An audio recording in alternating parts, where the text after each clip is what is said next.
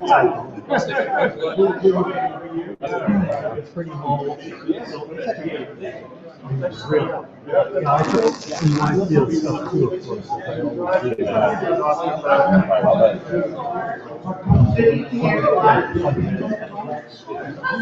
So, I'm pretty happy with it.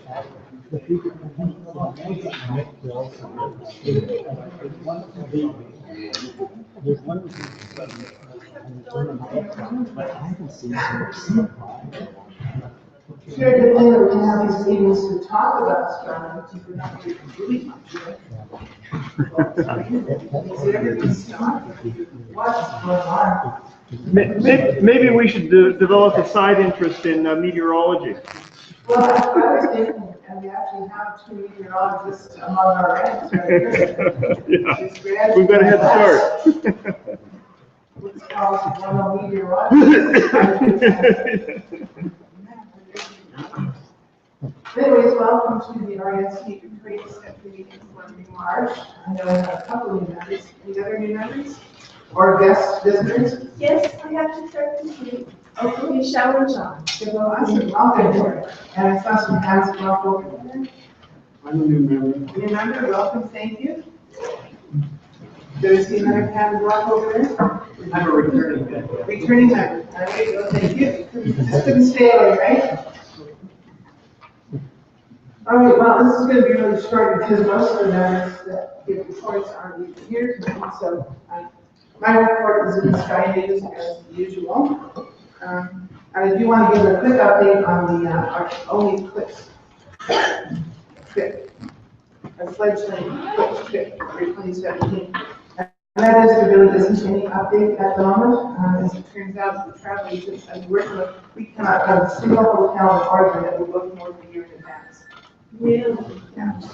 Like not, I mean, anywhere kind of close to where we want to be, that's kind of around then Oregon area. We must try 10 or 12 hotels, and not a single one will more than a year in advance.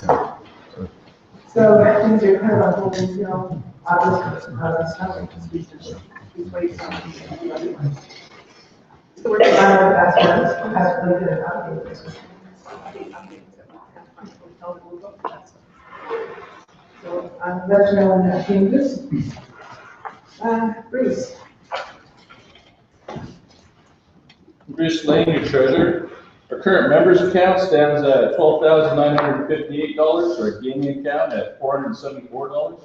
Currently in the process, as the paperwork across 2 of my tables in my home says, doing our year end for national and getting all the charity stuff done.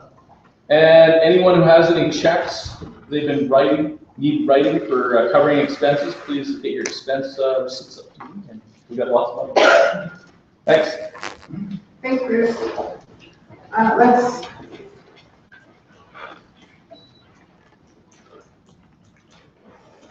No report. Busy writing my no report. Okay, Michelle is making coffee and cookies for us, so nothing for Kim. And Chris, membership. So our current membership is 223. There are 13 people in that group whose membership has expired in one of the last 2 months. If you have any questions, please see me so I can have a look at the list here and see if there are any problems or if you're on it. I'll be over here. Great, thanks, Chris. I think 223 is good, isn't it? Yeah. Oh, so most would have 226 or something? Yeah. So we're kind of net 210, I guess, if those people don't renew. So. Yeah, well, everybody should renew because don't forget we have listed where you live. You have to see. Okay, Sky News. Oh, good people. The Sky News, this is our automotive edition of the Sky News. It started out, we've got Pleiades on the front, and we've got a story about Michelle's Pleiades project in the back, and then a little, in the sandwich in the middle, a little bit of a Pleiades talk. I was describing some characteristics of Pleiades, and it ended up drifting into a talk about Subaru logos and motorcycle gangs and stuff like that. So you might want to check it out. And I've got 5 copies here. If anyone wants a hard copy, they're going fast. Thanks, Ray, for that really good issue, thanks.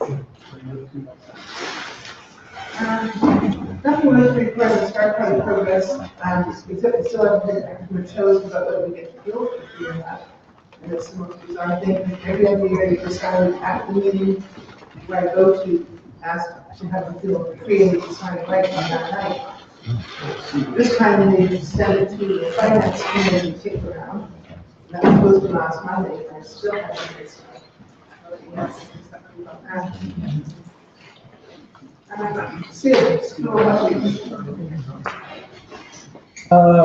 Not any significant news from the school telescope program, except we have 3 events coming in April, and there's a break, a Easter break for the schools.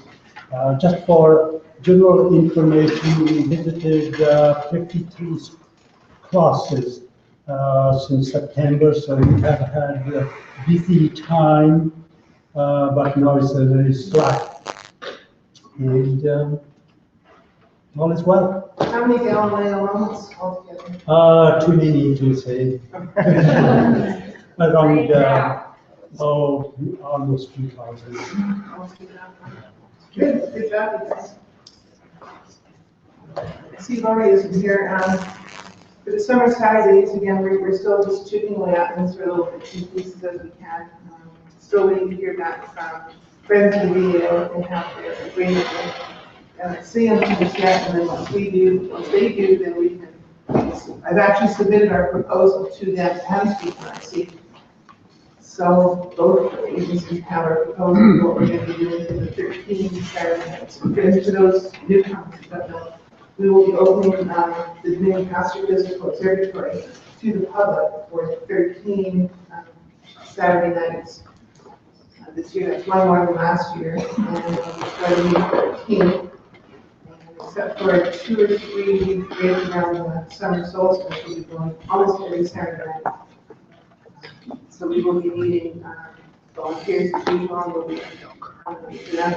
So again, the little bits and pieces are coming together, just making sure that we get the commissioners and security and the parking. So there'll be more meetings to come, but everything's pretty much under control with that. And again, that'll be May 14th, that'll be the evening portion of International Astronomy Day, which we will be doing during daytime at the museum. Nelson is taking the lead on that one. And he has sent me an email, sent me an email that things are under control between us and World BC Museums. That looks like it's a go, and then we take a break for a couple hours, and we'll be up until that night. Assuming everything goes well. You see that's coming along really nicely, and it should be a lot of fun. But I think it'll be continue a little tougher on the volunteers because it's one more night than last year. It's compressed into a shorter time span. Last year went from April 25th to September 12th. And it was like 12 days, and we had a little bit of natural breaks in there. But that really confused the public, because they sort of got used to coming out there, and then there's not going to be nobody there. And it kind of messed with that collective consciousness. So we decided this to kind of compress into, more nights into a shorter time span, and hopefully that'll go a bit better. So hopefully it won't be too hard on volunteers. And if you're starting to feel burned out, just let us know. We'll help. Ask you if you're going to come the following Saturday. Just say, I don't come the following. So, but don't feel like you have to be there every single night. We have enough people in the pool that we can staff it. Well, we have to book every Saturday. So don't push it. Give yourself a break. Joe is not here. Joe is on his eclipse trip. You see his eclipse photos on Facebook. Right on there. They just got lucky on the ship. So that was really neat. But he's not here to do his website report. I don't see any problems on it. Looks like it's running fine. So we'll go to Matt with tech stuff. I'll do a little bit of website stuff first. There's about 1,200 visitors. About 2 minutes each on the site, pretty much average. In the last month, we had 1 extra day in there, but didn't really boost it up that high. just got done moving it actually into Amazon Web Services out of another hosting provider, cheaper for me.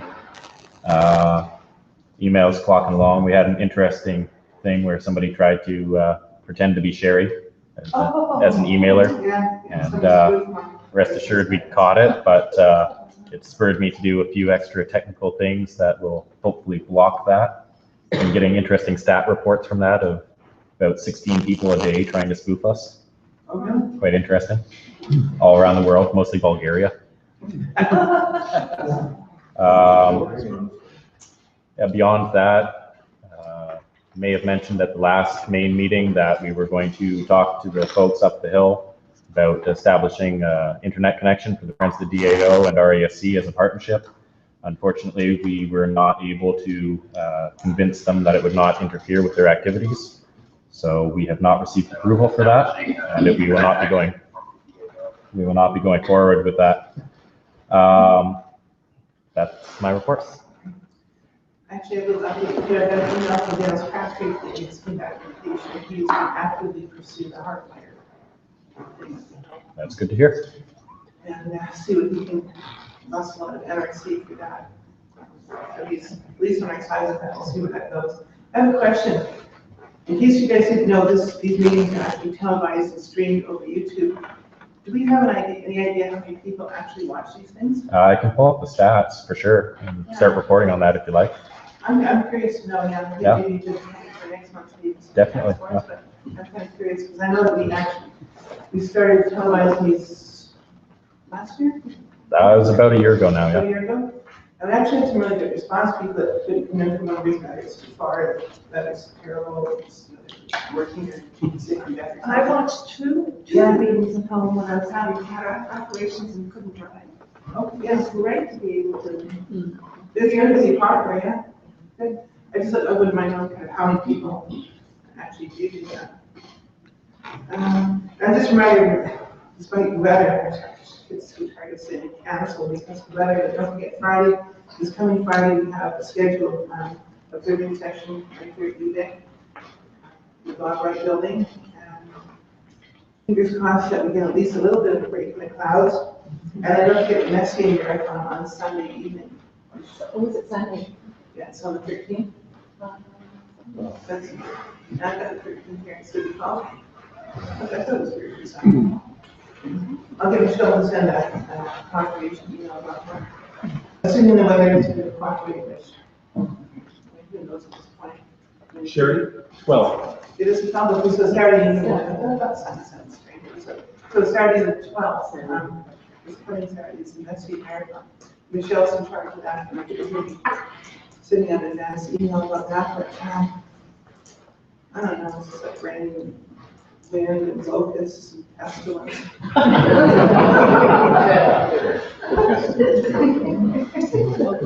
What is my favorite national, Chris? I have a few things to say. All right. Okay. Let's see, sort of between a couple of big meetings, we had a board meeting, about 10 days ago in Toronto, so I went over there, had a lovely stomach bug, and then we're having a national council meeting on the phone this coming weekend. We have board elections coming up, so if anybody is hankering to run for the board, you have about 10 days to get your entry in. Actually, my term is up, but I'm gonna run again, so there'll be somebody from Victoria. I guess the main thing we were doing at the board meeting was just working on our publications and things like that, and also putting through our budget and things like that, and there's no startling news on that front. The transition at the other Sky News is going ahead. And I'm not sure whether this is well known, but the new editor of Sky News is going to be a fellow named Gary Savonic. So that's, the influence of Victoria continues to expand, I guess. And the website for our GA in London, Ontario, and May long weekend this year is now live. This GA is going to be different because it's going to be, excuse me, in conjunction with AstroCats, which is this great big astronomy trade fair that's kind of started up in Southern Ontario. It's been going for about 3 or 4 years. And so we're going to have our GA in conjunction with it this year. So not only this slightly different time of year, although we have had GAs in the past from the May weekend, but it's actually kind of a different round of activities. So, you know, if you're all thinking about it, but like wheeling and dealing for astronomy equipment, this might be worth thinking about. And as I said, the site is live now. Now, we're starting to expand our offerings of publications. And by the time of the GA, I hope we'll have a new Explore the Universe guide out. We're going to have a small observatories guide out. I've been working on that in the publications committee. But something I want to, which I think is topical, is that, and this isn't an RASC book, but this is for sale from the RASC. It's a book all about next year's solar eclipse. And I picked up a copy for myself when I was there. But I'll bring it up for copy if you want to look through it. But it's got like detailed maps and you know, information on how long the totality is in various locations and things about the weather in various locations and all tons of information that would be useful for that eclipse. So might be interested in getting this. I think it's available for 35 to 40 bucks, something like that. But it's quite a comprehensive guide, and so I thought I would bring that to your attention, and that's what I had to say. Thanks, Chris. So can we get that through head office, National? That's right. You can order it on the RASC website. Just like if you wanted to order, say, a calendar or our website is also selling Night Watch as well. For anybody who's looking for Night Watch, although that's pretty easily available anywhere. And the other RASC publications such as the calendar and things like that. So. Good, thanks, Chris. That's kind of more or less the business thing, short and sweet, but I like it. Anybody have any questions, especially in newcomers, new members, returning members, have any questions about the meeting or us or what we do or like to know more about us? Don't forget, after our guest speaker, we all retire up to the astronomy lounge in the Elliott building for coffee and cookies. So if you have any questions or just want to come and sort of meet some of us, just follow us up, and it's really informative to sit around and just keep trying to find it. It's astronomy stuff like that. So I guess we'll just go straight to our next speaker.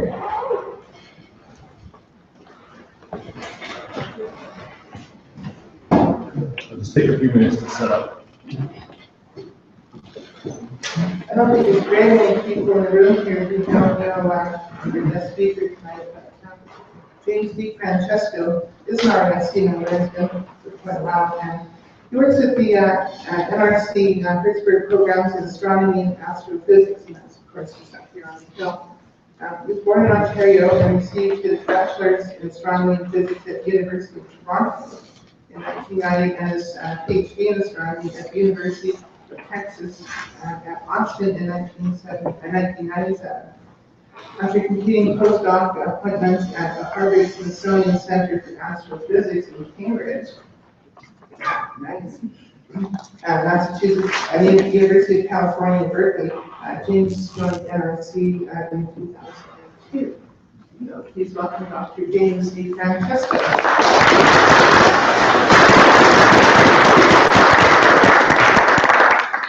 Thank you very much.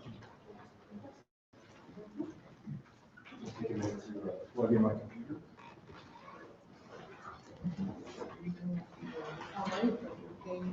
I think I might be okay. Let's see how it goes.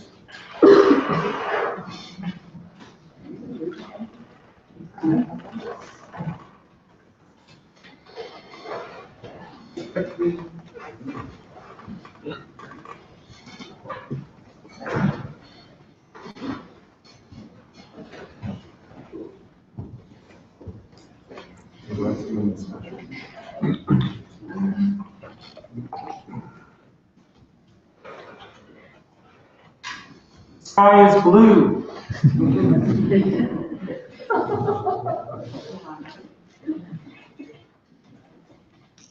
Not this town.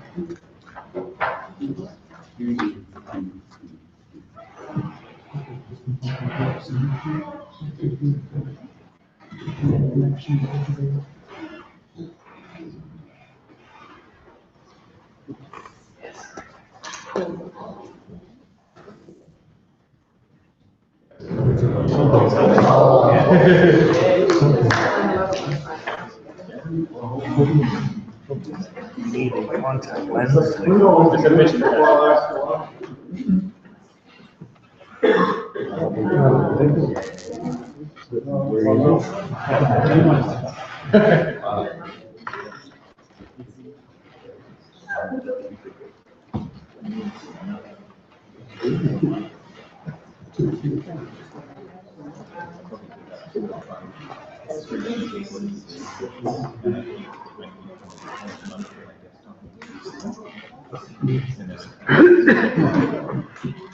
Hi, everybody. Thanks for coming out on this blustery evening. It's a pleasure to be here. I'm happy to come and talk to you today about some cool astronomy. So as Lori said, or Sherry said, I'm an astronomer up at the Hill for about 13 years now. And I've given lots of public talks over the years, and many of you probably see public talks that I've given in the past about my own research, which is in star formation and molecular clouds and some linear astronomy. But I can't keep giving you guys talks about that because you probably fall asleep. So I try to mix it up now and again, and I go out of my comfort zone and I talk about some really interesting topic in astronomy that probably you haven't been talked to about before. So when I volunteered to give this talk, I thought, well, how about I talk about the Galactic Center, which is maybe one of the coolest places in our galaxy, but no one around here in Victoria really studies it. But it's still a fascinating place with all sorts of really cool things. And in this presentation I'm giving today, or tonight, I'm going to be talking about our current and future knowledge about this enigmatic area. So I called my talk today The Secret Sits. Does anyone get that reference? Anyone? No? Okay, well, it's not that lowbrow, actually. It's a poem, the name of a poem by Robert Frost, and it's just a couplet, a very short one, but it reads like this. We dance round the ring and suppose, but the secret sits in the middle and knows.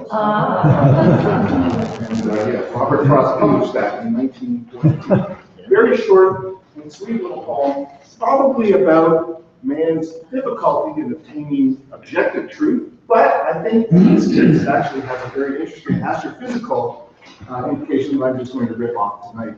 Because our galaxy is one of the biggest rings that we know. And here we are, basically. This is a schematic of our galaxy here. Our galaxy is about 100,000 light years across. And we are located halfway out from the center to the edge. And the circle here is indicative of our sun. And we're on this little spur here between what appear to be the two major spiral arms, which are named there. And the galaxy has really developed over the years as we've gotten better and better knowledge of its contents. We've actually been able to define these star forms. And more recently, we've come to appreciate that the inner parts of our galaxy actually contain a bar. Now, some galaxies that we've seen outside of our own galaxy have these bars, so it's kind of interesting to see that our own galaxy has this interesting structure as well. Now, of course, this is just a schematic picture of our galaxy. There's no way we're going to be able to go out and take a picture like that of our galaxy, because to do that, we would have to go way, way out above our galaxy, and that's just not going to happen given the huge distances that are involved. Instead, we have to content ourselves with looking through our galaxy as we sit in our galactic plane. And this is a lovely picture taken from New Zealand that I found, showing our view of the galaxy here. And I wonder if this is actually the southern lights that's being seen here. But you can see here that our galaxy is this long band of stars and dust that we can even see here on a dark night. But I know that dark band is actually composed of thousands of stars that blend together to make this beautiful misty apparition on the sky. But also these dark regions that we see here are a fundamental part of our galaxy. These are vast clouds of dust that are intermingled in what we call the galactic plane, the disk of our galaxy. So this picture here is very nice because it shows a lot of the features that we can appreciate in our galaxy, and it actually shows where our galaxy center is. Does anyone have an idea where that might be? I think it might be, so just call out if you think I'm close to that. What do you think? There? Wrong. Turns out our galaxy, our galactic center, is really hard to see because it's so enshrouded by these dusty lanes here. This feature here, though it looks quite promising, is actually close to the center of our galaxy, but it's not the actual center of our galaxy at all. Now, the fact that our galaxy has a center is something that is of historical significance, and it was this person here, Carlo Shapley, that identified approximately where the center of our galaxy is. Now, Carlo Shapley was mentioned last month at the presentation that we had here. He's a very famous Harvard astronomer. And I think back in the early 20th century or so, he saw that the distribution of these compact stellar clusters known as globular clusters on the sky were very spherical in their distribution on the sky, but they were sort of clustered themselves around points towards the constellation of Sagittarius. So he surmised that these globular clusters were perhaps orbiting some kind of central feature in our galaxy. Actually, I think Carlo Shapley is the grandfather of the speaker that's going to be talking next week, Alice Shapley. Interesting. So this was the first hint that there was actually something in the galaxy, some sort of central feature in the galaxy, which we weren't able to really see ourselves. Now, here's another picture of our galactic plane. This is an optical picture, and what's shown here are some of the Messier objects that some of you may look at in your Messier marathon coming up.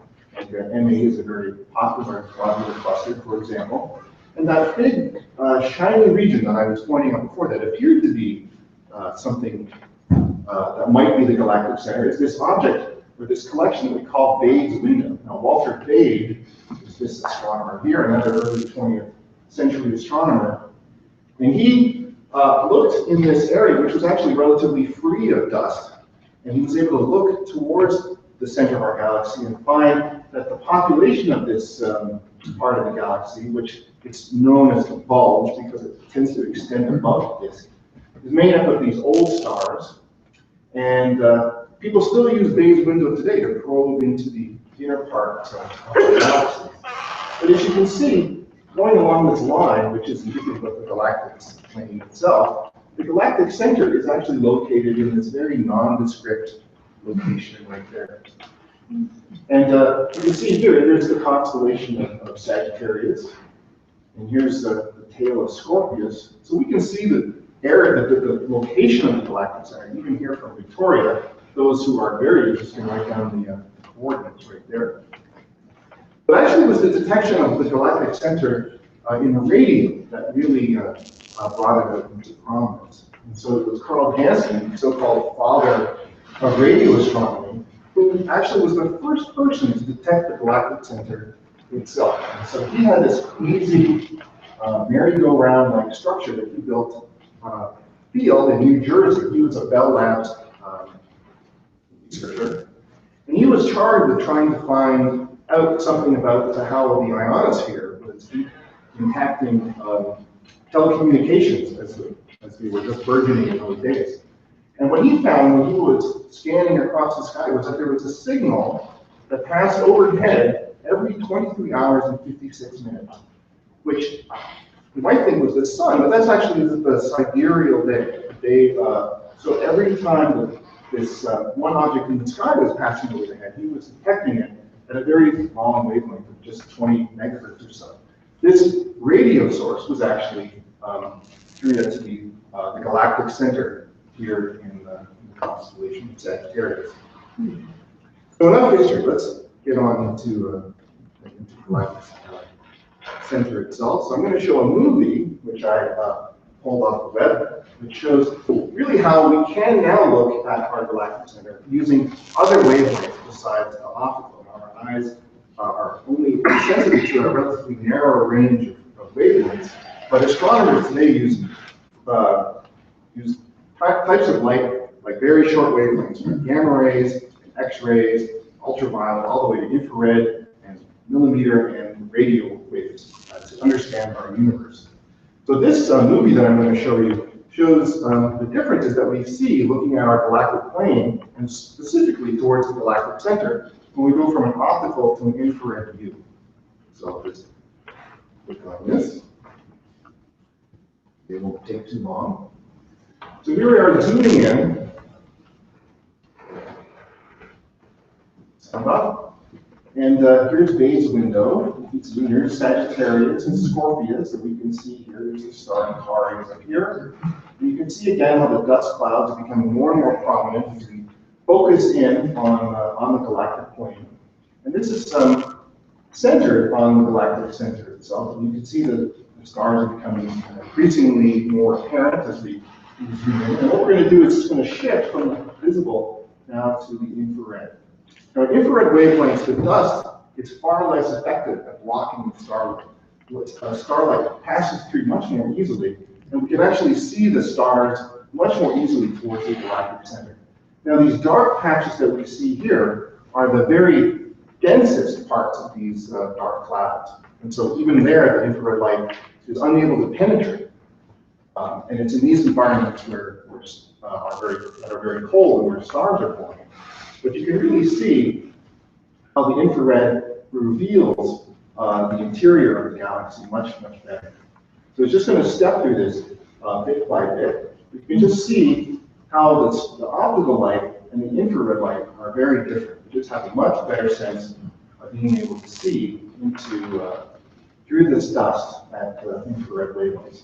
So the next hand will actually show our galactic center itself.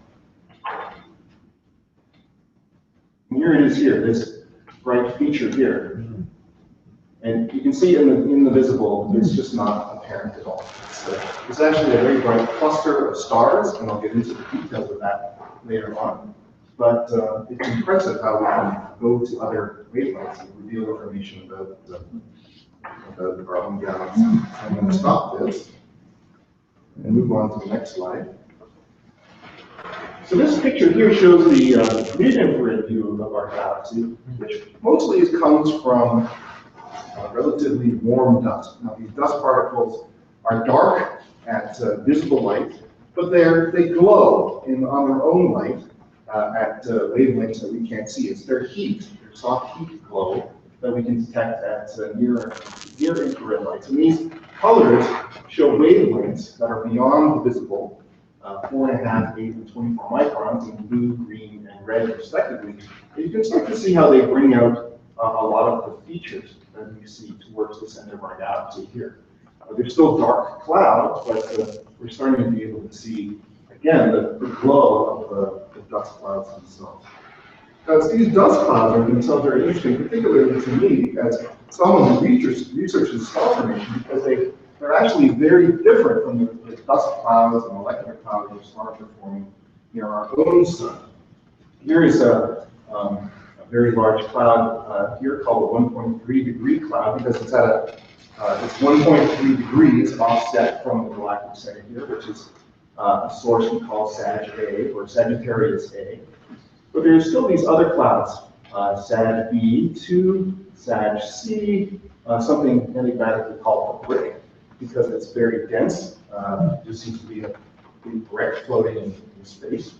But these clouds are very interesting because, unlike clouds close to our sun, even though they're very massive, they're not very star-forming themselves.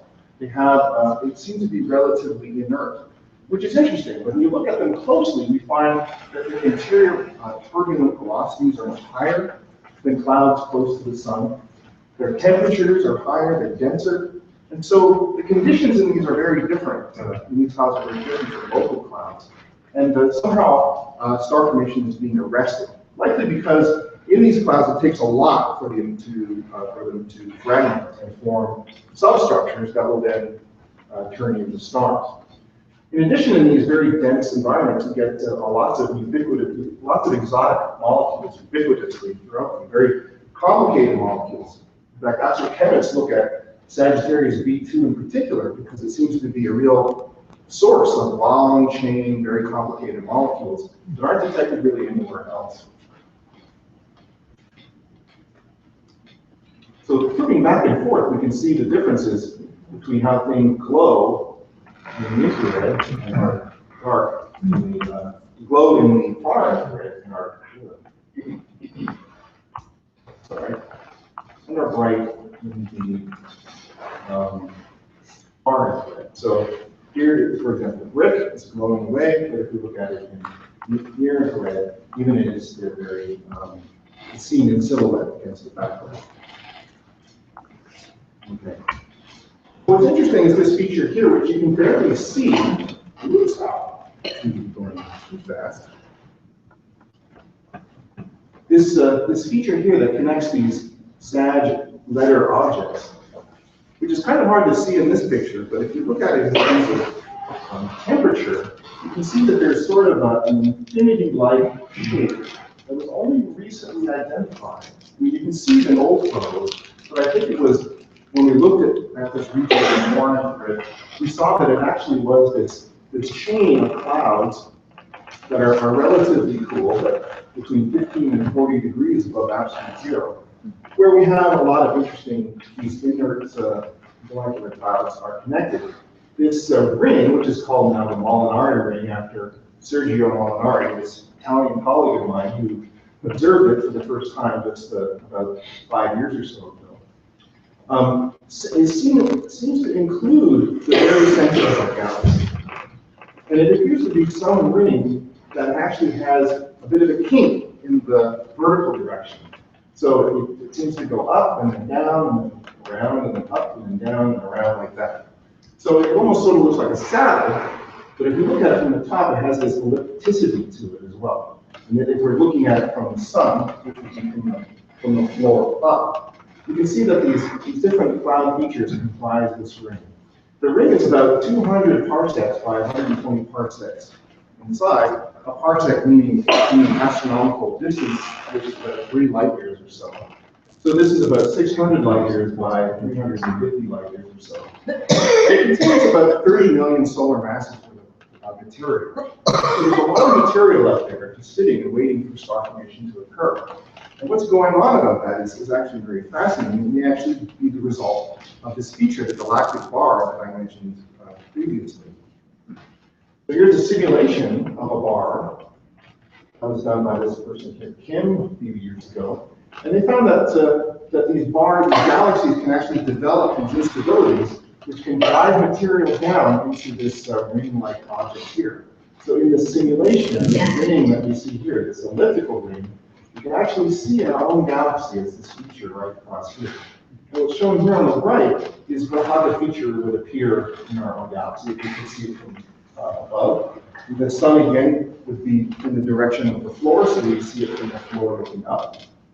And you can see these different clouds. This 1.3 degree cloud here is likely this chain of clouds that we see very obliquely, almost foreshorteningly along the line of sight. And then we see this inner ring here, which contains these interesting clouds that I was describing earlier. So not all of these clouds are themselves very inert. There are actually some spectacular stellar clusters towards the galactic center. I'm going to describe some of them now. So up here we see that map of dust temperature up here with Sag A, Sag C, Sag B, and the brick. And then there are these, this indication here of these two objects known as the arches and quintuplet clusters. So here's the center of the Milky Way, and I'll be getting to what's in there shortly. But just off to the side, there are these two clusters, the quintuplet cluster and the arches cluster. And you can see from the surroundings, this is a composite image from the Hubble Space Telescope and the optical and Spitzer Space Telescope in the infrared, showing just the sheer complexity of the emission and the features in this region. And some of these features are actually produced by these clusters themselves. You see this edge here of a bubble blown by the quintuplet cluster. And over here we see some features that may actually have their own source from the arches cluster itself.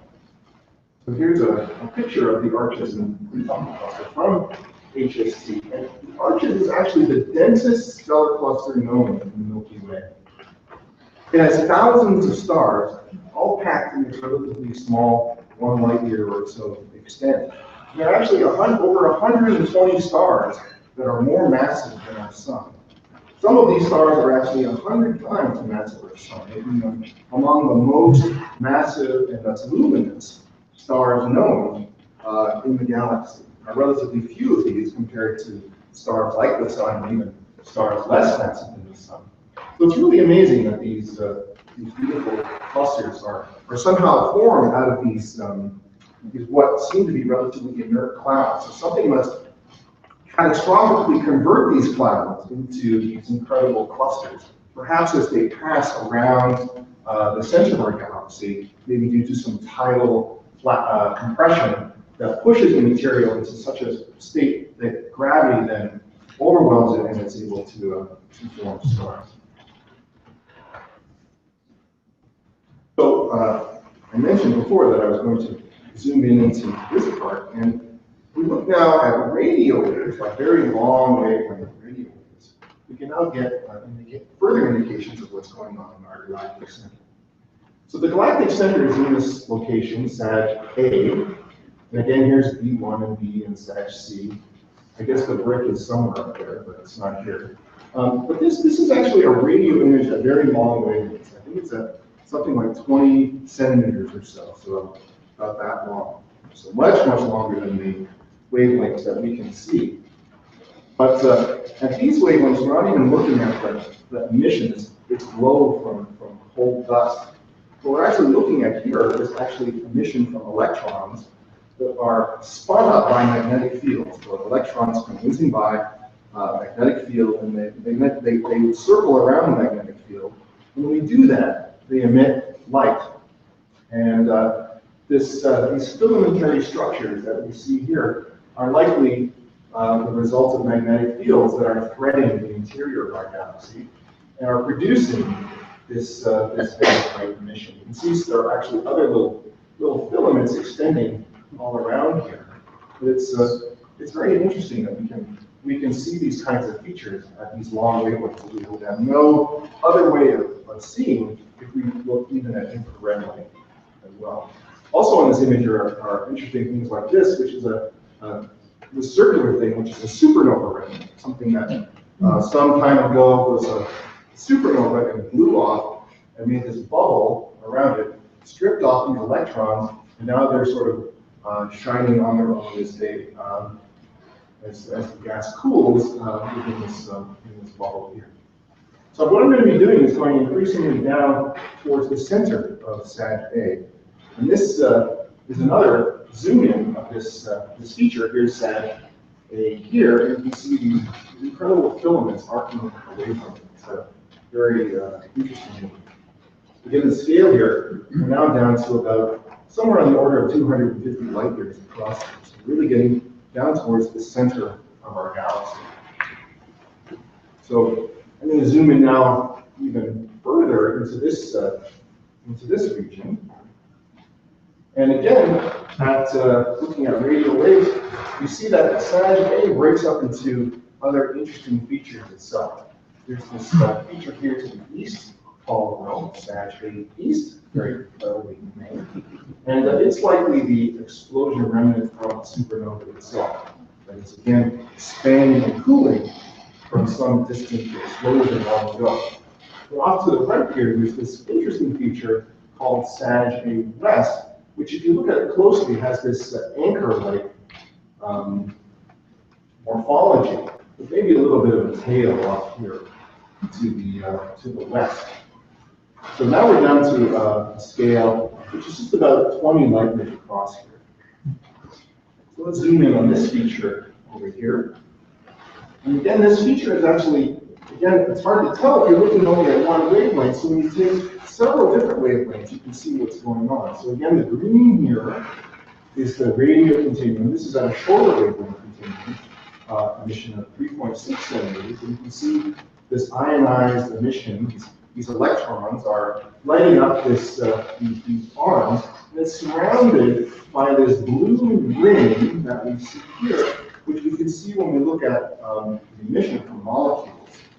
So this is actually from a molecule known as hydrogen cyanide, and it traces dense gas. And this ring, which is called the circumnuclear ring, is a repository of material that has built up towards the center of our galaxy.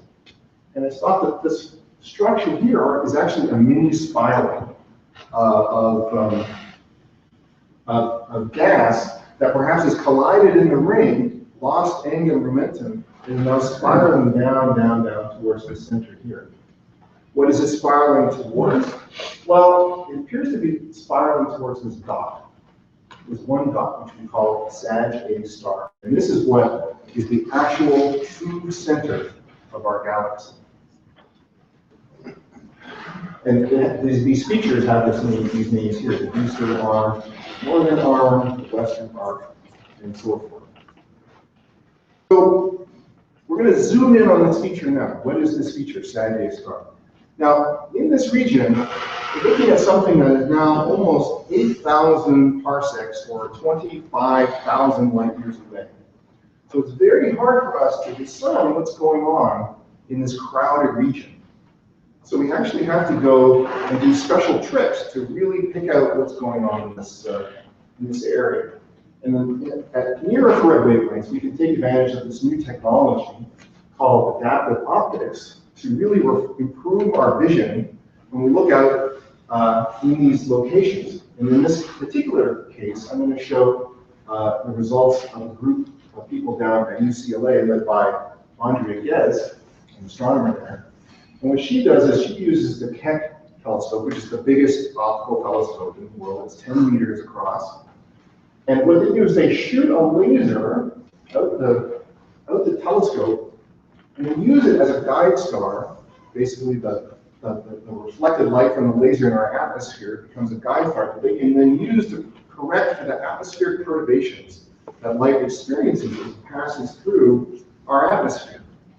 And if they do this fast enough, they can remove the blur that comes with observing things through our atmosphere. And this little movie that I'm going to show shows what happens when you turn on the adaptive optics. So,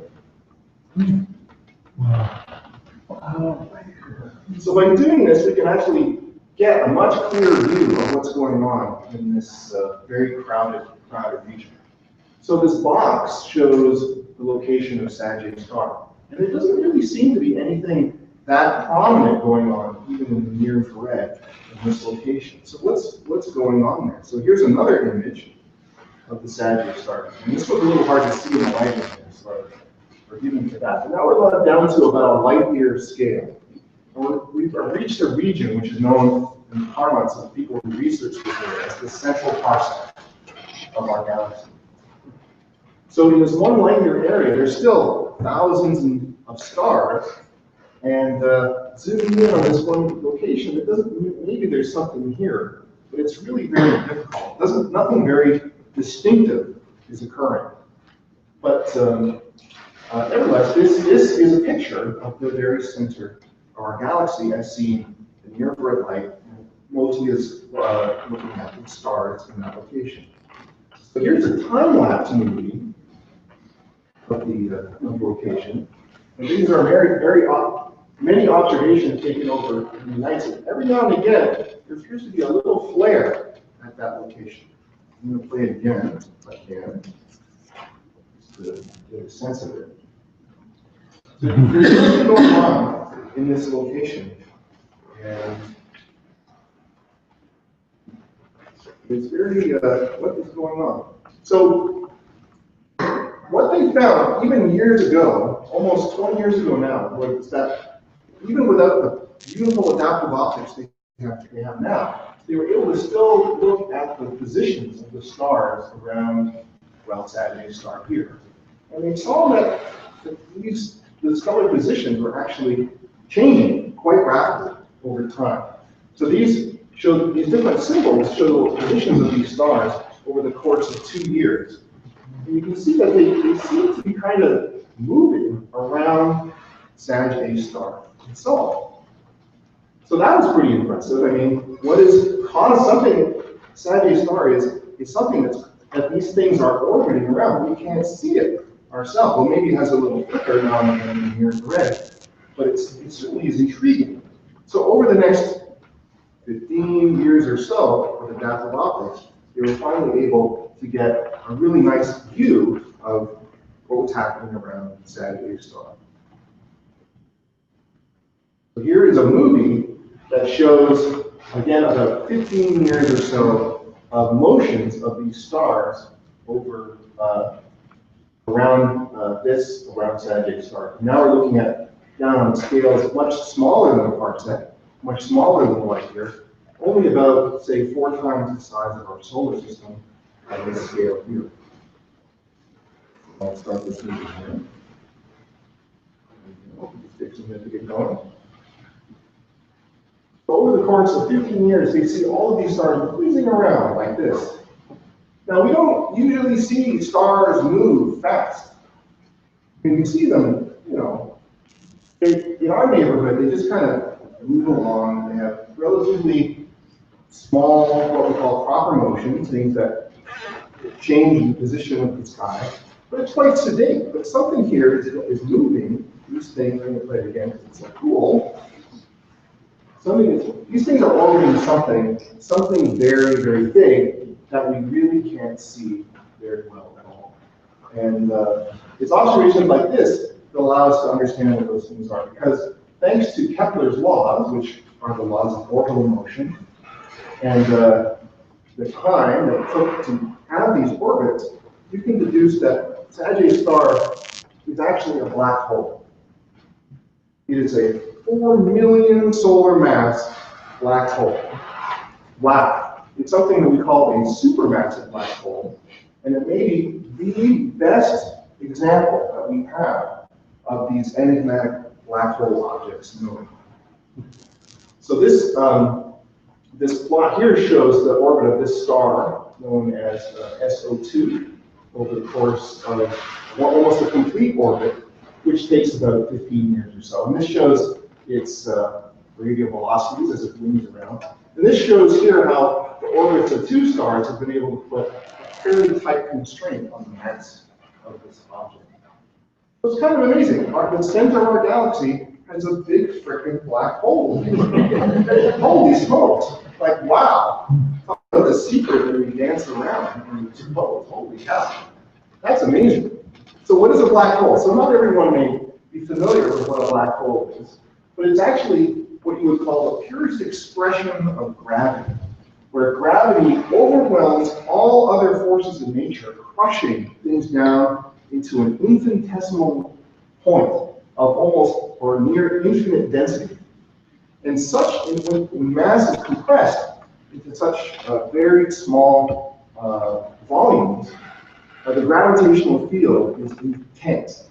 And it can become so high that light itself is unable to escape. And that's why it's called a black hole, because light goes in, but it ain't coming out. In fact, anything that goes into a black hole doesn't appear to be able to come out. This is an artist's impression of a black hole. The black hole itself, you can't see because the black hole is right here in the center. This surrounding it is a disk of material that is streaming into the black hole. Again, it's orbiting the black hole and it's slowly going down the drain, as it were. And it can become very hot and compressed as it streams towards the black hole. And sometimes the magnetic fields propel things up into a jet. We don't see this jet, but I'll be talking a little bit later about there may have been evidence of such a jet in the past. But this black hole is something that was predicted, that falls out of Einstein's equations in his theory of general relativity. There's Einstein there. And it's very hard to detect these things because, well, they're black. So the only way that we really can tell they're there is if we see the motions of objects around them. And this is a rock solid case that there's something there that is incredibly compact, incredibly massive, and does not appear to be bright at all. In the black hole. So I'm going to zoom in. This is another movie produced by the UCLA group, showing the orbits of all of the stars around Sagittarius star that they've been able to extrapolate over some dozens of years or so. And it's really interesting that they can plot all of these stellar orbits in such incredible precision. It really highlights something very interesting about the stellar neighborhood of the supermassive black hole. Namely, you can see here that these blue stars, which are actually the relatively young stars, seem to all orbit in a very flat disk-like geometry itself. Not all the stars do. These red trails, which are the older population, appear to have much more randomized orbital distribution. But this actually is probably no coincidence. And one of the interesting things that was noted about the region around Sagittarius star is that its stellar populations are unusual. First, that it's actually considered to be quite surprising that there are young stars at all in the area, because there's no star formation going on at the moment. There's no nebulosity, there's no disks or anything like certain stellar disks, anything like that that would indicate young stars. But these are very young stars, but there still seems to be a population that's maybe about 10 million years or so old. And it's thought that maybe what happened was that, well, either a cluster formed nearby the galactic center and it drifted in and it's been flattened by the tidal forces of the black hole, or perhaps material flowed into the galactic center region, became so dense that the stars themselves were actually able to fragment and form out of this disk, or this extended disk around the black hole. Another interesting thing about the stellar population here is that the old stars, this by the way is the number of stars per square arcsecond by the radius from the black hole, is that the distribution of the old stars is actually relatively flat. Now, in this sort of randomized spherical distribution of the old stellar population. Now, old stars, I'm talking about 200 million years old or so. Actually, it should go up with radius. They should be more clustered around the center, given the distribution you would expect from a cluster of stars. But somehow, there's a dearth of old stars towards the galactic center itself. Maybe what's happening here is that the old stars have been around so long, some of them wander so close to the black hole that they get gobbled up. They get brought too close to the black hole, and they get absorbed and eventually eaten up. Now, because Sagittarius star is such a massive black hole, it can be actually used to test Einstein's general relativity in regimes that were unable to do so even from the Earth or even from other astrophysical objects. So, for example, this star, SO2, that I was mentioning before, that orbits the black hole every, say, 15 years or so ago, should experience a general relativity effect known as precession that occurs as it goes around. Now, Mercury, for example, has a slight precession as it goes around the sun due to general relativity. But the mass of the sun is, well, 1/4 millionth the mass of this black hole. So here we can go and explore general relativity in much higher mass regime. Now, this star is expected next to pass by the black hole at a point we call paranegrecon. So you've heard of perigee and perihelion. When something goes close to a black hole, it's called paranegrecon. It'll actually pass by next in 2018.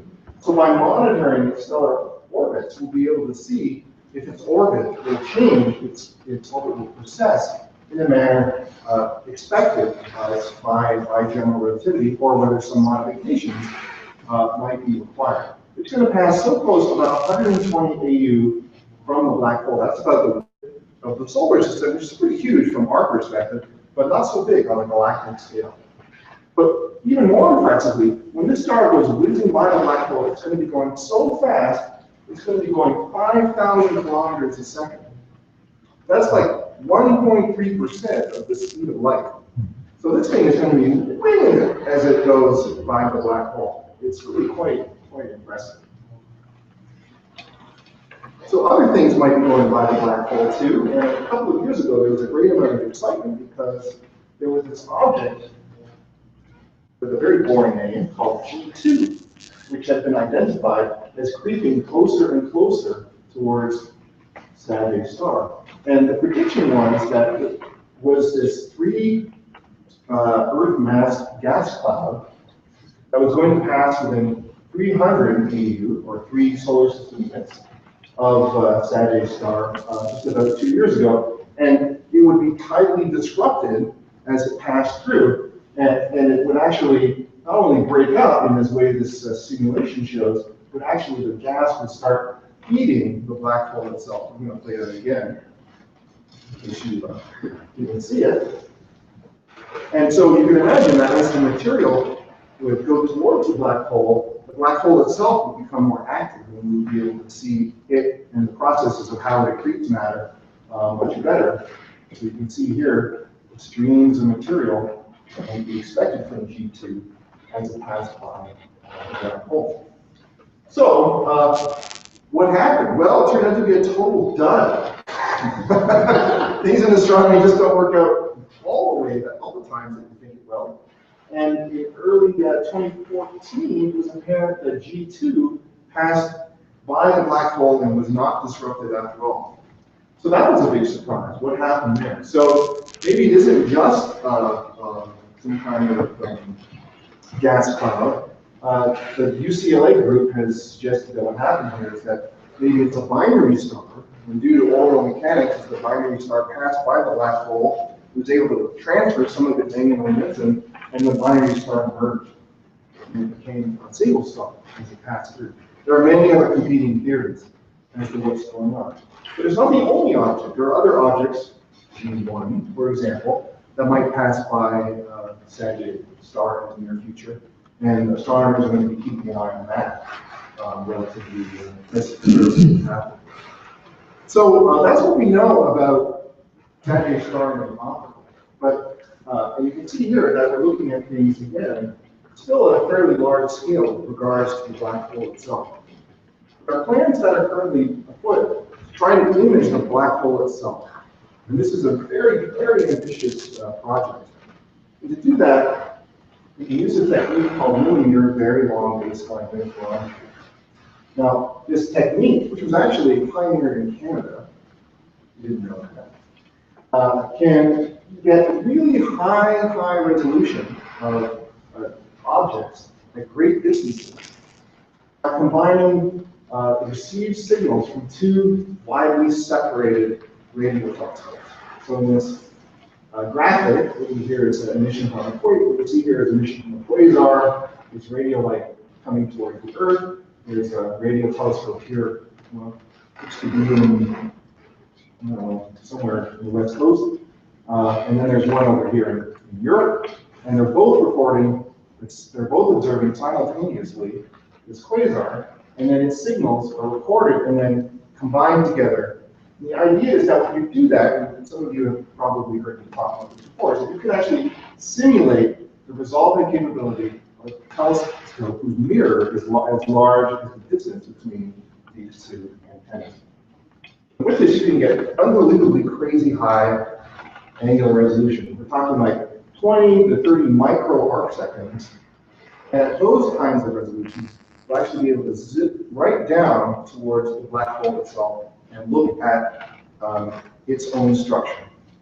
Now, so preliminary investigations have already been done in this task. And back in 2008, a colleague of mine named Shepard Goldman did a preliminary experiment where they combined radio signals, or millimeter signals, obtained in Hawaii at the JCNT and at the Karma Observatory in California and the submillimeter telescope in Arizona.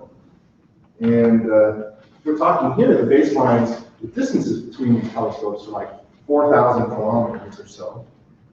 And what they were able to do with just this very small amount of information was they were able to constrain that a lot of mass, they were able to confirm that a whole lot of mass was in a very, very small amount of space. They were able to confirm that 4,000 solar masses was just within a regime of 0.4 AU. This is about the orbit of Mercury around the sun. There's 4 times the suspected size of what we call the event horizon of the black hole, which is the radius of which you can get to and be able to escape. If you go closer to the black hole in the event horizon, there's no escape. Unfortunately, in this preliminary experiment, we weren't able to get enough information to make an image. Now there's a plan to add more radio telescopes to this network and produce enough, and obtain enough information to be able to produce an image.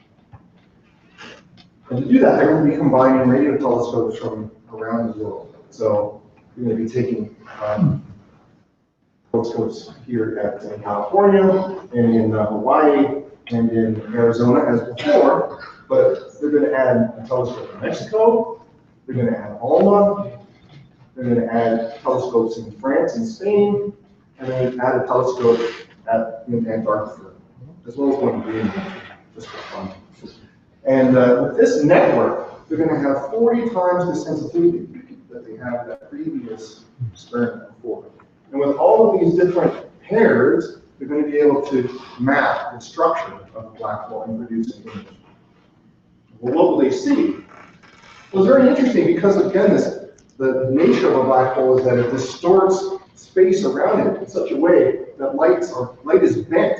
And so you get to see something very weird. So, for example, here is a black hole, and this image will explain what I mean. Here's a black hole, and it's surrounded by this disk of material that's coming in, streaming towards it. Now, because the black hole has such an intense gravitational field, light from the rear side of the black hole is bent as it goes around, and you see an image of that kind of popping up from above. And then the gap, though, again, because it's defined by the inner part of what you can see, there's this hole that appears here, and this is called the shadow of the black hole. And then you see the near side of the disk here, like this. So you get this very distorted picture, just because of the light bending as it passes by the black hole itself. Turns out that this shadow, the size and the shape of the shadow, allows us to probe the environment of Sagittarius star and to look at how its disk is evolving and is streaming material in towards the black hole itself. And it's a very, very ambitious thing. This shadow here is likely only about 50 microarc seconds in extent. And to put that into perspective, that's like imaging a grapefruit on the moon. It's very, very ambitious. So, for example, you can measure things, you can probe things about the black hole just from the size of that hole. For example, if the black hole has a disk that is orbiting it in the same direction, in the direction called prograde, then this feature, the innermost stable circular orbit, or ISCO for short, will have a radius of one event horizon. Basically, interior to that is the event horizon, nothing is able to escape. But if the black hole is not spinning, the distance is predicted to be much larger, about 6 event horizon radii. And for some reason going in the opposite direction, then that hole will be even larger itself. So just for relativity aficionados in the audience, an event horizon radius is sometimes known as the Schwarzschild radius, and has a very simple expression here. It's twice the gravitational constant times the mass of the hole over the square root of 2. So here are some model predictions of what might be seen, and even these subtle differences between the appearance can be related to the mass of the black hole, how the black hole is spinning, and even things like these things called quadrupole moments, these second order effects in the gravitational field, may be itself discernible if we're able to image the black hole very, very refinedly. Okay, so here's another movie.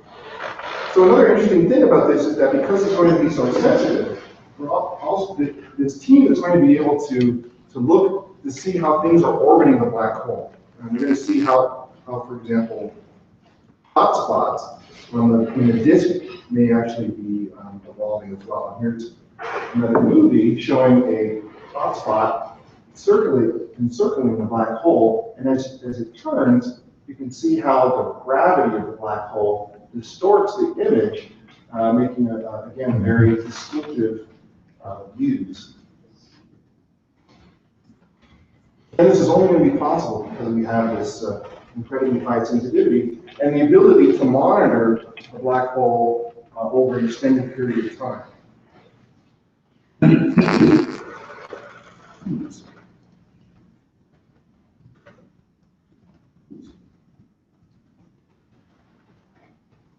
So again, with the orbit of the Earth, we're going to be able to monitor the black hole as things circle around it. For example, if something accretes on it, which is likely the result of this flaring that I talked about before. You get these inhomogeneities in the disk, and you get these different brightnesses as things spiral in towards it. And you're able to trace these signals incredibly well. And it's very exciting. So the Event Horizon Telescope is scheduled to come online next year. And a lot of work has been done adding Alma in recent years into the network. And with Alma, it's going to be the linchpin of the entire system. And so in the upcoming cycle for Alma observing, Event Horizon Telescope observations are going to be a very key result, or key project. And so I really hope that within a year, we'll start to get to see some of these images of the black hole themselves. But what's really interesting about our black hole in the center of our galaxy is that it's actually very quiescent. I mean, this flaring that I described, that we saw in the near-infrared, for example, happen.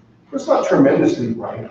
Even though it's this bright radio source that Carl Jansen saw almost 100 years ago, it's not like a super bright source. And it's interesting because it's very quiescent. But it may not have always been that way.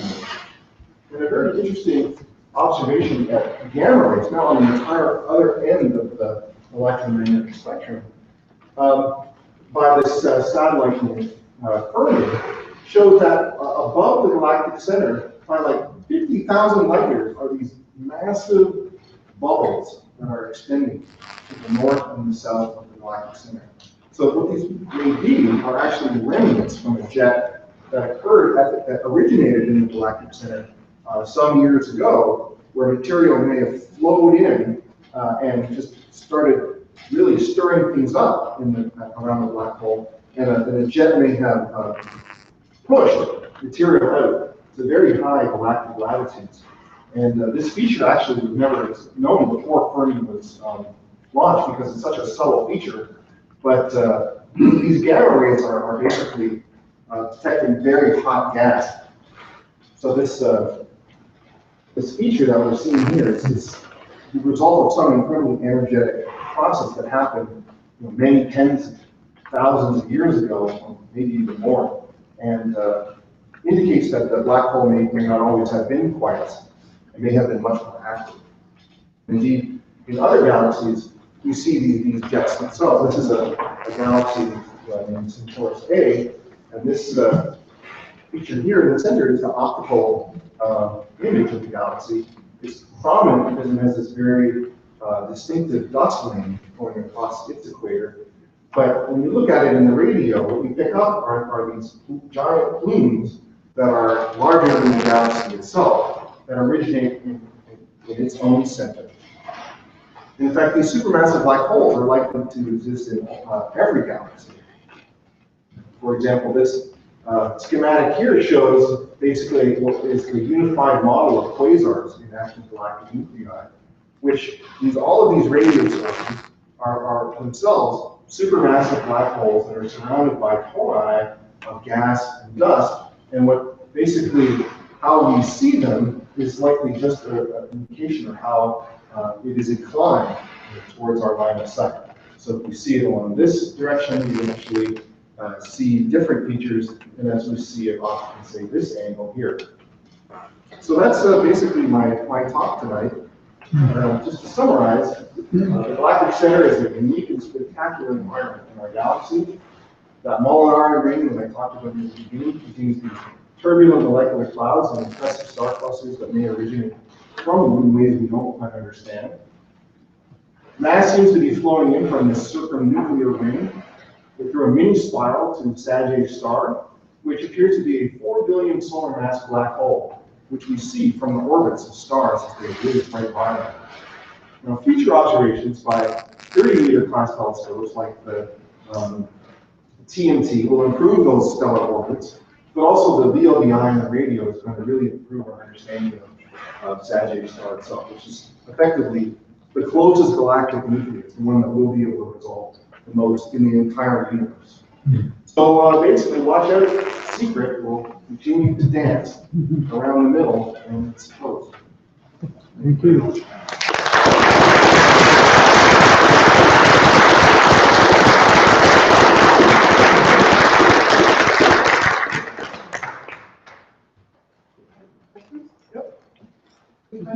Is there any possibility there are double instead of single black hole? There are two. Yes. There were once upon a time which created all that Yes. jets up and down. Yeah, I can answer that several ways. First, the Andromeda Galaxy, which is our closest spiral neighbor, is known to have a double nucleus. So what's happening there is there are two black holes that are orbiting around each other, and perhaps they will merge someday. Now, we know black holes merge now, as we know from this incredible result that was announced last month with the gravitational wave detection, which came from merging black holes. Now, those black holes, each of those was about 30 or 40 solar masses each. So, and the supermassive black hole itself probably grew from maybe smaller objects, maybe even other black holes that spiraled into it in the past. So it may be that these catastrophic results are from these major black hole mergers. There was one slide that really caught my attention. It was the one that showed a lot of it was a wonderful talk. Oh, thanks. But the one that showed the star that had about a 15-year orbit. So it had a beautifully detailed picture of that orbit. It looked like it didn't close on itself. It looked like it came around slightly different. Is that a precession, or is there some gravitational tidal that is slowing it down or something?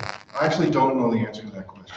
I would suspect it might be the precession, but, I Okay. mean, it is significant that they do see some kind of change Yeah. already. It didn't come back quite the same place. That's right. Very perceptible. On the same slide, how long will we know before we've got the orbital characteristics for the next go round? The next one? For its next orbit, how soon will we know? Okay, well, it's going to pass through by 2018. Yeah. But our orbital characteristics will improve over time as these things are observed, and as our ability to determine those positions also improves. Now, unfortunately, I didn't include in the talk this wonderful slide from the UCLA group showing the improvement to go from the Keck with its current AO, its adaptive optical system, to a 30-meter telescope with the next generation adaptive optical system. And the improvement is significant. You can see much more precise positions, and from those you'll be able to determine the orbit much better. So I would say in 10 years or so we'll have a better handle on those orbits, well, maybe 12 years or so, when TMT and the ELT come along. Thank you. Okay. Can there be more than one black hole in our galaxy or in other galaxies?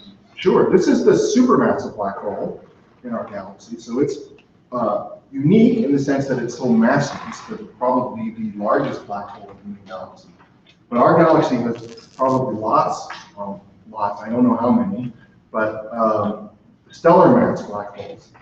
Black holes that are somewhere between 3 and 10 solar masses or so. And we see them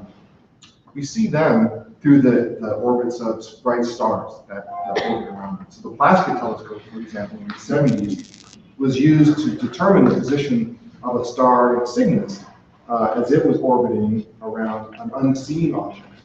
And so that was one of the first indications that black holes exist. But it might have been at the time something to do with a very low luminosity star that we just couldn't see. But black holes are something that likely occur naturally when you have a massive star that gets to be the end of its stellar life. And it reaches a point in its interior where it is unable to support its own gravity. There's a huge loss of energy due to nuclear reactions that occur when iron is reduced, for example. So what would be the lifespan? The lifespan of a black hole? Well, that is a very interesting question because no one knows how long a black hole will last. They may actually be incredibly long-lasting objects. Stephen Hawking has a theory that black holes may evaporate slowly, but this process takes an unbelievable amount of time, like something like 10 to 50 years or something like that. One could imagine that one day the universe will be nothing but black holes because all the stars will eventually run out of fuel, and all that will be left, very distant future, are black holes. So they could be the things that stick around. Go ahead. Larger globular star clusters, I guess most of them or all of them have black holes in the center. How big are those? Well, that's another really good question, because no one knows if black holes exist in those things. Those black holes would be called intermediate mass black holes, and they would be presumed to be a few thousand or so solar masses. They would bridge the gap between the stellar mass black holes that I was just describing here and the supermassive black holes that I'm describing here. But there have been no convincing indications that an intermediate mass black hole has been discovered. Now, every now and again, someone said, "Oh, we found it," but nothing really rock solid has appeared. There's a relationship between the amount of stars and the black hole. They seem to be linearly related, at least in a logarithmic sense. And my colleague, Laura Ferrarese, actually, was one of the first to recognize this pattern. And she works in the And if you extrapolate that down to lower masses, you should see these things, but there's been no indication that they exist. It depends on the center. Yes, that's right. Thank you. Lots more to know. How often does the flare that's being observed there occur? How often? Well, that's another question I don't have a very good answer for. I mean, if you look at it in the radio, it does flare up and down quite erratically. Like this one image I saw likened it to the financial markets. They also go up and down quite erratic. But in terms of seeing it in the near infrared, I don't have a sense of how often I'm sorry. I didn't understand where the flare originates. Okay. Flare originates in the disk around the black hole. Is So- it event horizon? Well, outside of the event horizon, or we wouldn't see it. Yeah. So what happens is the gas streams down onto the disk, and it becomes incredibly dense and hot, and in some cases, it may actually ignite fusion and produce these flares. That would be sucked in. Eventually, yeah, it would be sucked in, so it will not be a long-lasting thing, which is why we only see flares. So there seems to be some low level of accretion onto the supermassive black hole from the surrounding gas streaming in from that mini spiral. But it's not the kind of incredibly active accretion that we see in other galaxies and quasars, which are very bright radio sources. There's one question back. Yeah, this one's kind of technical, and I don't think it would happen in nature. What I'm trying to understand, it concerns black holes. Sure. If you were to have an object, not necessarily a planet or a star, but something that would fit inside the event horizon of a black hole, just on a volume scale. If you were to have this object in a orbit around a singularity, but its whatever it was inside the event horizon, tidal forces and drag from the accretion disk or collisions or whatever aside, is there any effect that would actually stop the object from completing its orbital path when it passes through the event horizon? Well, again, this is not my other area of expertise, but I will say that when something passes the event horizon, it's not coming out. So there's no way for it to go nearby and like dip in and dip out of the event horizon. When it's that close, the gravitational field is so intense, it's unable to escape. Even light doesn't come out. So there's no way to imagine that an object would have a paramagneticon inside. It would all have just been sucked in and it would have left a big hole. So again, I'm just trying to understand the effect. Like, say the object was formed, its orbit was changed in some way, higher in its orbit. I understand that it's not coming out on the other side. I'm just trying to figure out what stops it from coming out, because. Oh, okay. Well, it would just it would actually tidally break apart. There's this thing called spaghettification, where it gets tidally stretched into long things because the gravity is so intense. It just pulls things down, and it just goes right on. Yeah, so, sorry if that's not very. No, it's fine. Black holes are incredibly strange and mysterious, and that's what they've captured public imagination. I really encourage you to read up on them. Someone forms given something that is more helpful. Oh, that's fine. I don't get so much feel about to ask questions. Well, you should keep asking questions. Go ahead, Leslie. Thanks for a really wonderful talk. That's the most coherent and cogent description of the center of the galaxy that I've seen you. Thank you. My question is about dark matter. Is there any notion or possibility that under the extreme conditions of the supermassive black hole, that there could be an interaction with dark matter that might lead to there being some kind of signal from dark matter that we could actually detect? Or is it just dark matter is too diffuse at the center of the galaxy anyway, so there's not much there?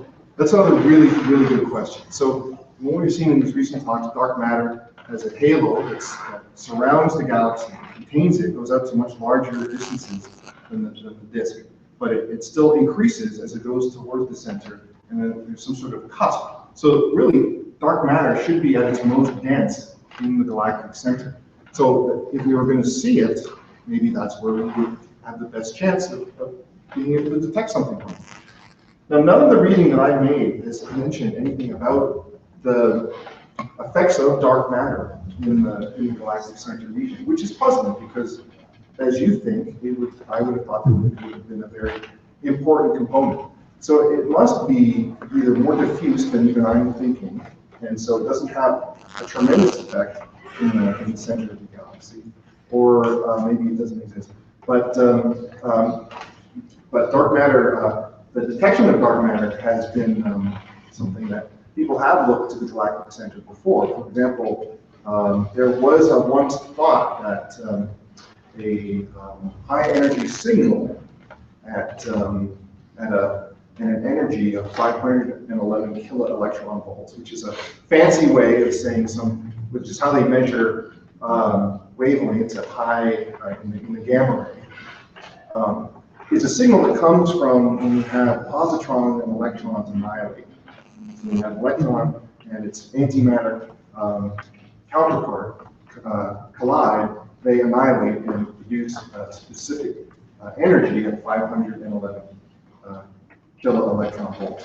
Now, it was thought that maybe a signal was coming from the galactic center that might have been produced by dark matter that was somehow producing these positrons that were combining with the electrons. But I think what's been more recently found is that signal is much more diffuse, and even though maybe some of these positrons were created near the galactic center, they might have suffused out and are combining with electrons in the larger bulge area. So it doesn't appear to be a dark matter signal after all.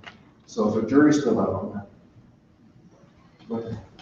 Maybe a simple question, but just curiosity, if the stars that are orbiting the black hole, you're saying at high speed, what sort of speed are we talking about here? Did you happen to note how fast? Well, I couldn't tell you exactly how fast they're going. I mean, the speed depends on the distance from the black hole. And I did mention that one that's going very close next year, or in 2 years, is going to be going at 5,000 kilometers a second. So that's pretty darn fast. But they're going much faster than planets do around the sun.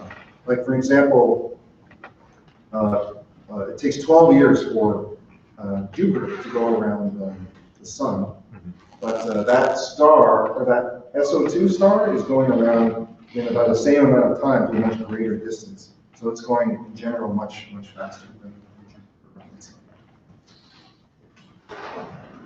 We don't see these kinds of stellar motions anymore. No. Any other questions? Oh, I'll come up for a cookie.